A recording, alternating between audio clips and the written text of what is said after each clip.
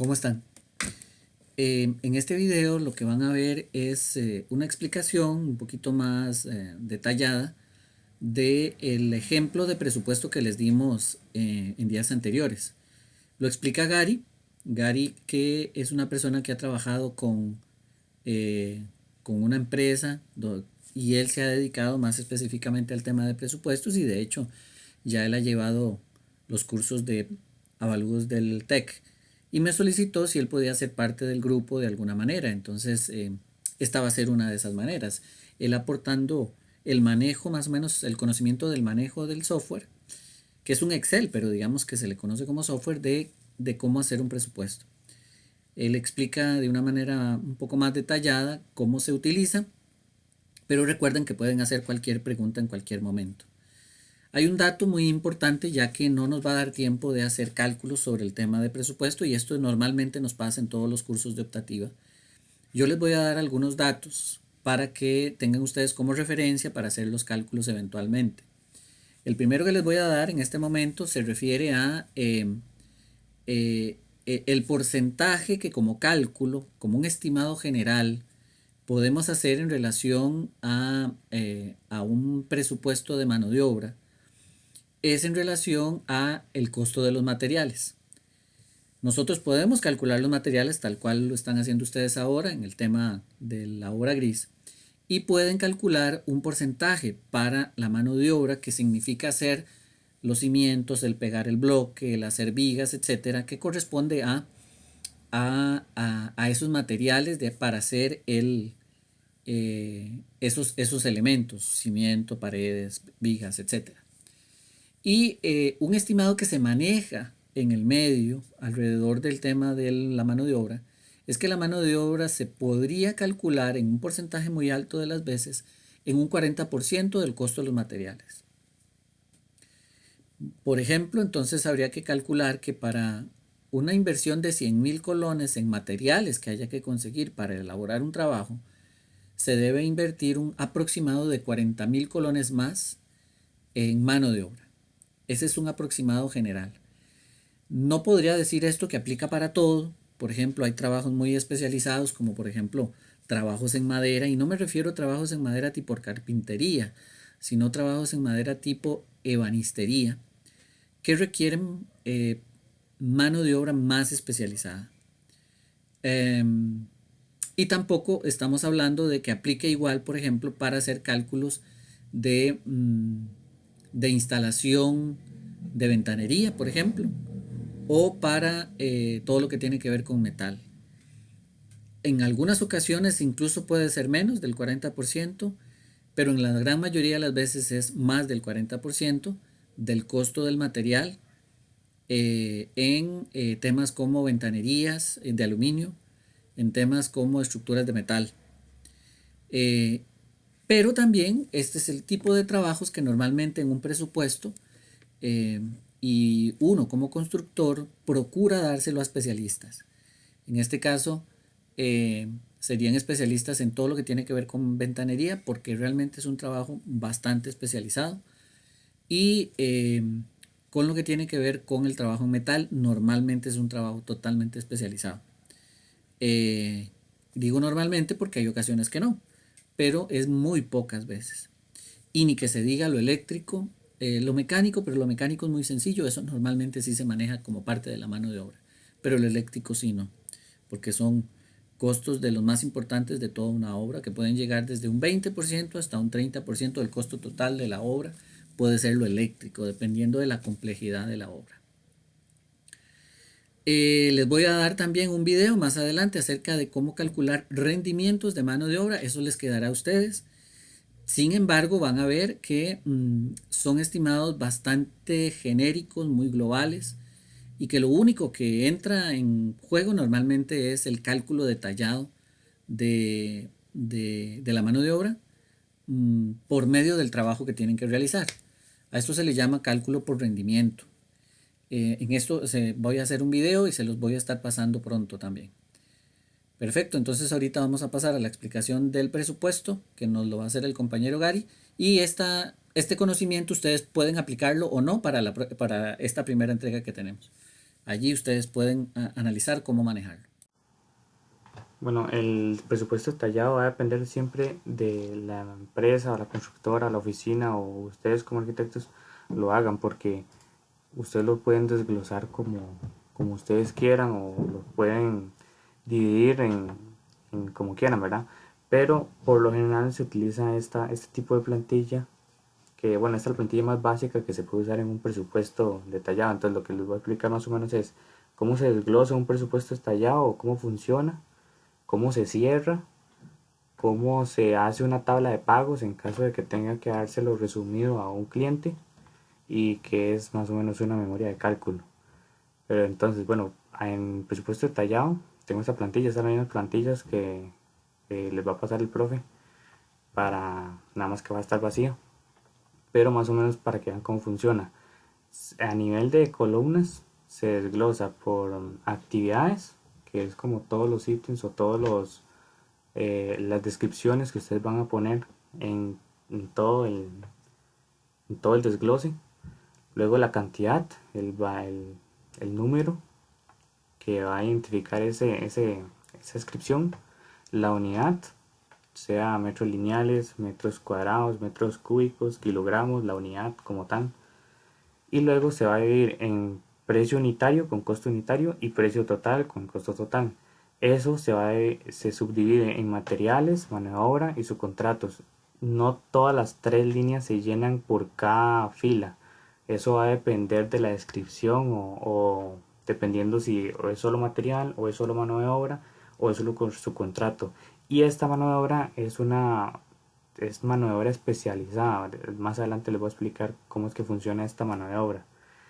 Pero se divide en estas tres y se pone aquí lo que es el valor unitario y aquí la suma de lo que es el valor unitario, la suma de los tres. Y el precio total es la multiplicación de material por la unidad o la mano de obra por la unidad o el subcontrato por la unidad y el valor total. Y esto se va a ir desglosando como por ámbitos grandes, se va a ir disminuyendo hasta llegar a las cosas más puntuales. Entonces, bueno, ya a nivel de filas, por lo general se empiezan con obras preliminares. Las obras preliminares son todas aquellas que se requieran antes de empezar la ejecución de un proyecto, pero no me refiero a todo el tema de anteproyecto, permisos, esos son contratos por aparte, sino que obras preliminares son lo que usted necesita previo para llegar al sitio, como por ejemplo una construcción de la bodega o hacerlo de las acometidas de eléctrica y de agua, de las temporales y así. También lo que es el movimiento de tierras, aquí en este caso el presupuesto lo dividieron, pero a veces también se mete entre obras preliminares todo lo que es movimiento de tierras, el trazado, etcétera. Como ven, digamos, aquí tenemos tanto en material como en mano de obra. Esto es porque a veces uno contrata a alguien o no sé, por ejemplo, a veces en las demoliciones usted contrata a alguien que viene con la goneta o con un picabo o lo que sea, dependiendo de la magnitud de la demolición. Y entonces llegan y le dicen, bueno, tanto es por viaje. Entonces en ese caso sería un subcontrato o así. Digamos, y también le dicen, bien, y el viaje incluye un ayudante y un operario. Entonces esta mano de obra, toda esta mano de obra que va a aparecer aquí, se dice como mano de obra especializada. Se puede poner así, que ya viene con en su contrato. O si quieren también pueden poner lo que es la mano de obra que ustedes gastan para cada contratación. Esta columna que está aquí es la que puede variar. En algunos presupuestos aparece, en otros no.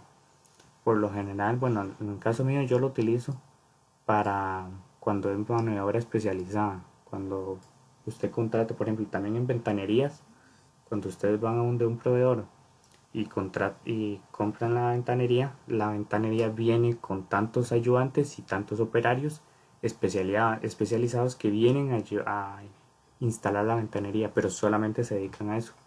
Entonces ya usted no tiene que gastar de su mano de obra propia, digamos, que usted está contratando para hacer la construcción de la casa. No sé si me voy a entender con esto de mano de obra. Entonces, eso es. Los materiales es de que se ocupa para hacer eso y su contrato es Es todo un tema por, digamos, por aparte para un proveedor. Entonces, no sé, se contrata la instalación del techo, entonces ellos hacen todo el trabajo y ustedes nada más le pagan y ellos llegan a hacer todo el trabajo. Entonces, bueno, eso es obras preliminares y en eso se ve todo todo lo previo a la ejecución de la obra. Luego ya empieza con lo que es obra gris.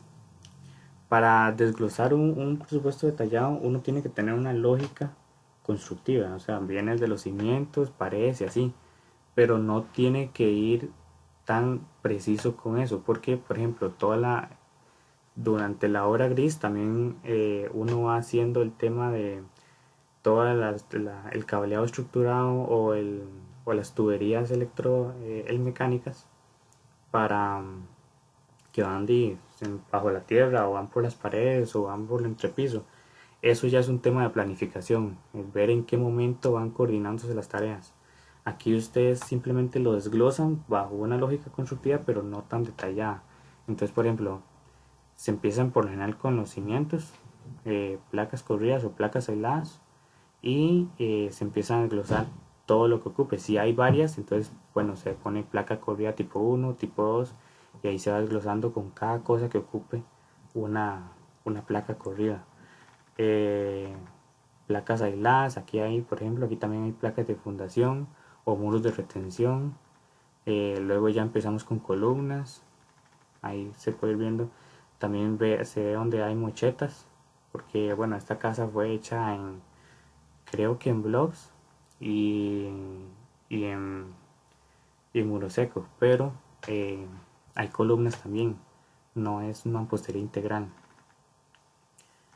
Aquí hay mochetas, columnas, ve que hay muchos tipos de columnas y tipos, y entonces cada tipo se desglosa porque cada una tiene un perfil diferente, por lo tanto tienen áreas diferentes y por lo tanto tienen metros cúbicos diferentes, pero se desglosa todos los tipos que sean.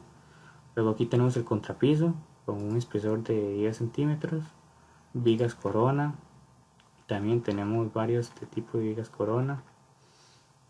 Tenemos vigas de amarre, vigas banquina, paredes de mampostería, etc.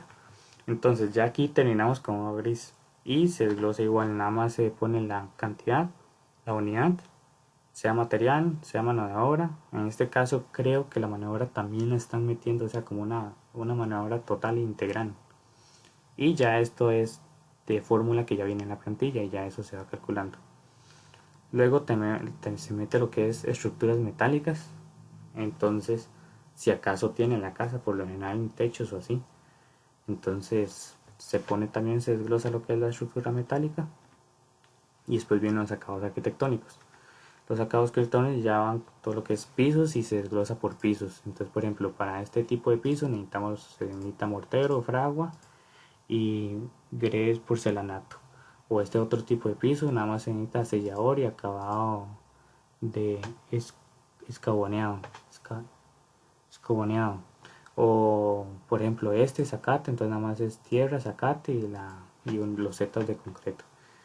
La parte paisajística, dependiendo qué tanto sea, qué tanta magnitud lleve, se puede meter dentro de acabados arquitectónicos o se mete en un apartado totalmente que llega a obras externas o obras paisajísticas o así. Pero aquí, bueno, se desglosa pisos, rodapiés, cielos rasos, eh, todos los tipos, siempre es por tipo. En el momento que no que cambia algo, por un mínimo que sea, se desglosa por aparte. Tenemos también acabados en paredes, pinturas, eh, accesorios sanitarios. Hay veces que las constructoras no incluyen el tema de mobiliario, por ejemplo. Entonces se hace una lista de exclusiones que dice, bueno, no se incluye en este presupuesto mobiliario de tal tipo o específicos así. Pero bueno, aquí tenemos accesorios sanitarios, puertas, ventanería, cubiertas de techo y hojalatería,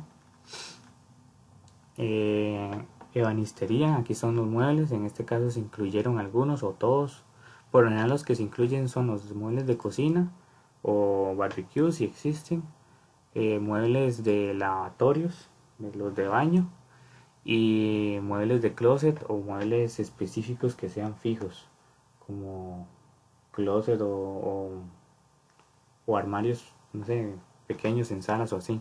Ya lo que son como sillas o mesas, por lo general casi nunca se incluye, dependiendo, todo depende siempre del proyecto, porque cada proyecto es independiente. Y luego se desglosa la parte del sistema mecánico, ya aquí va todo.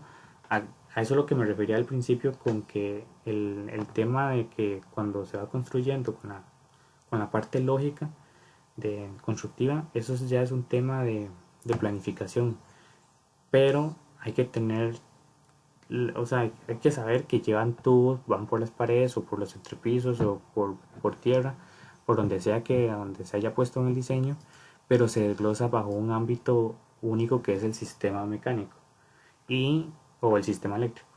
Y o sea, cuando uno busca en el presupuesto, uno se va específicamente aquí. Ya cuando se hace la planificación, ahí es donde van a ver donde se empieza primero con un tema mecánico y eléctrico, toda la parte junto con los cimientos, luego hay un espacio siempre que no se toca la parte mecánica y eléctrica y luego se vuelve a retomar al puro final. Pero ya eso es un tema de planificación que es el siguiente tema. Pero aquí se desglosa entonces, por ejemplo, el sistema mecánico, entonces sistema de agua potable fría, tubos, mano de obra de instalación, en el caso si es por su contrato o si es por material. Por eso digo yo que aquí posiblemente están incluyendo eh, la mano de obra, tal vez por ya en conjunto total. Que bueno, a mí no me gusta así, yo prefiero juntarla después. Sistemas de agua potable, sistemas de agua negras y ahí se sigue glosando. Y luego ya el sistema eléctrico con todo lo que incluye. Y aquí tenemos un total, digamos, para esta casa, es un total de 56 millones. Pero solamente para lo que es el presupuesto del glose, digamos, de lo que va a quedar ahí en el terreno. Luego de esto, lo que se hace es una tabla de cierre. La tabla de cierre es donde se incluyen todas las cosas que el cliente o sí, que el cliente no ve, como todos los materiales que se utilizaron para, todas las herramientas que utilizaron para construir la casa, no sé, carretillos, palas, maquinaria o todo el tema de utilidades y así. Entonces, para la tabla de cierre, es una tabla ya más pequeñita que se desglosa, bueno, primero por cierre del presupuesto, que es costos directos en materiales, mano de obra y subcontratos. Que estos resultados de aquí se agarran de la tabla anterior. Bueno, estos dos se agarran de la tabla anterior del presupuesto detallado con los totales en materiales, en mano de obra y bueno, esos otros de mano de obra son en caso que haya, bueno, cuando dice contratar maestro de obras, guarda de seguridad, en caso de bodegueros, aquí hay ejemplos, pero igual ustedes pueden poner más o pueden poner menos. Aquí sí hay que contratar arquitectos por aparte, ingenieros residentes, etcétera. Cargas sociales, es un tema ya propio de esto, de esta mano de obra específica y los subcontratos. Vea que se supone que esto más esto da los 56 millones aquí abajo, da los 56 millones que da el presupuesto detallado. Estos cargas sociales y estos los mano de obra extra que está en el proyecto.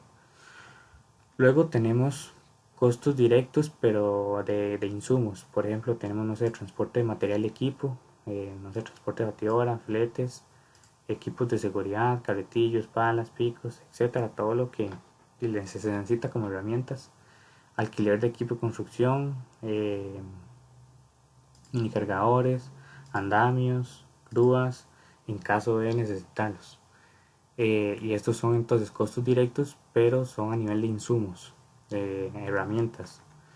Y luego tenemos lo que son costos indirectos, que es mano de obra, pólizas, garantías. Entonces tenemos por ejemplo el ingeniero director, el ingeniero electromecánico, topógrafos, las pólizas de riesgo de trabajo, que eso siempre hay que ponerlo. Eso son las garantías, eso depende de la licitación. Hay licitaciones que piden garantías de participación, que es como por si usted se llega a retirar del trabajo, el que está haciendo la licitación tenga un respaldo de que usted se va a quedar en el trabajo.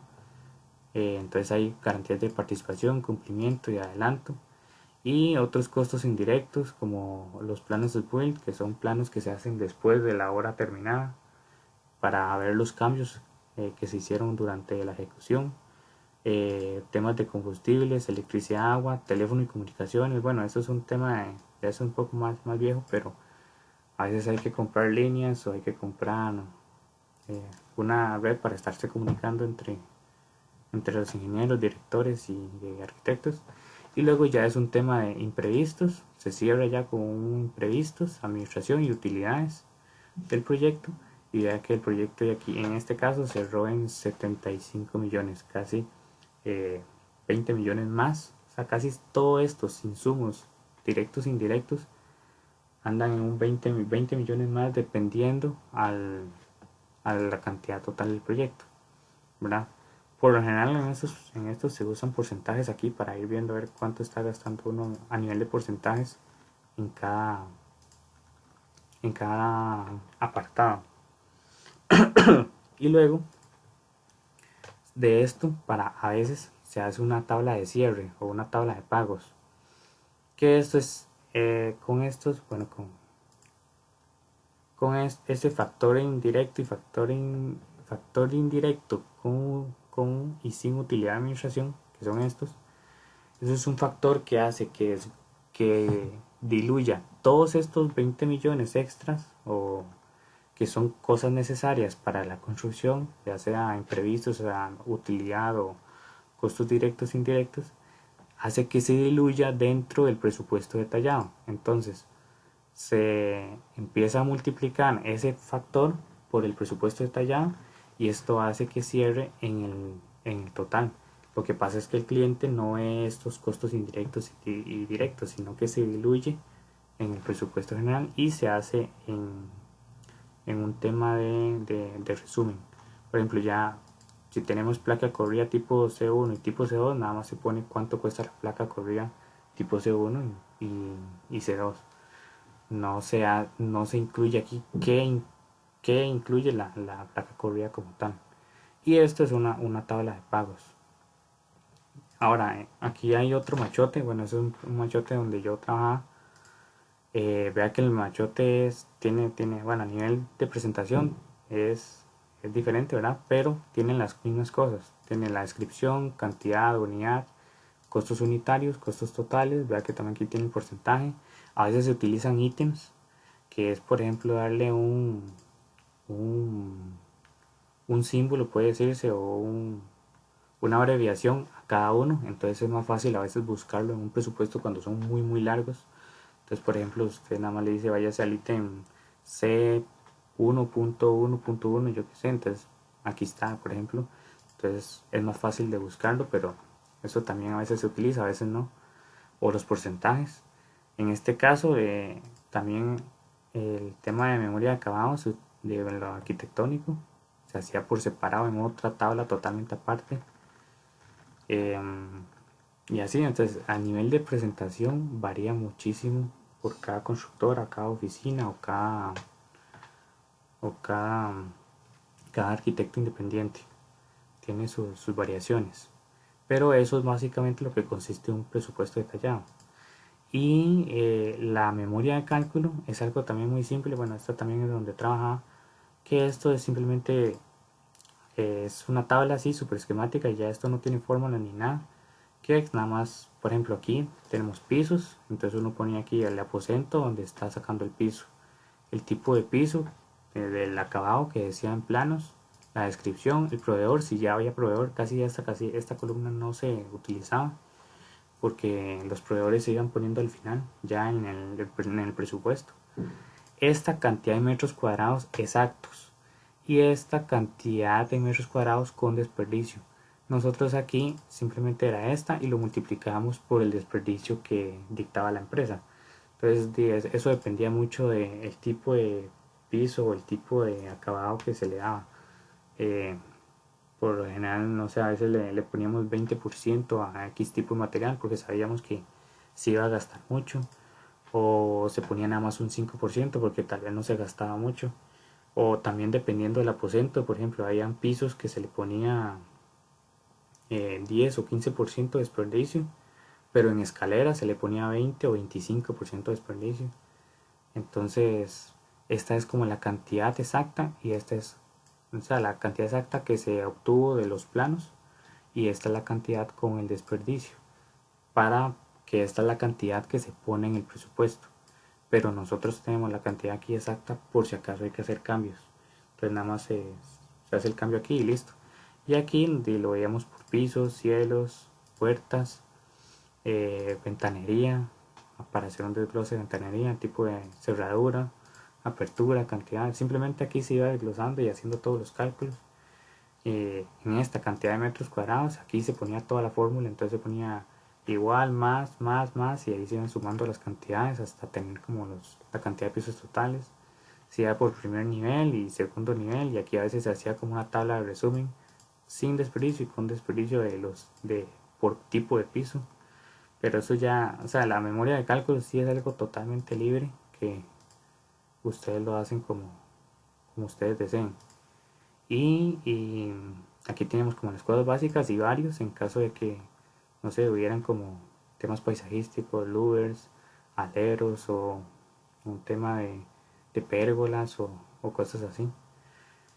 Y básicamente esto es la memoria de cálculo, pero esto es totalmente libre. Esto era como un tema para llevar el control como estado, el estado del proveedor, para darle seguimiento a los proveedores.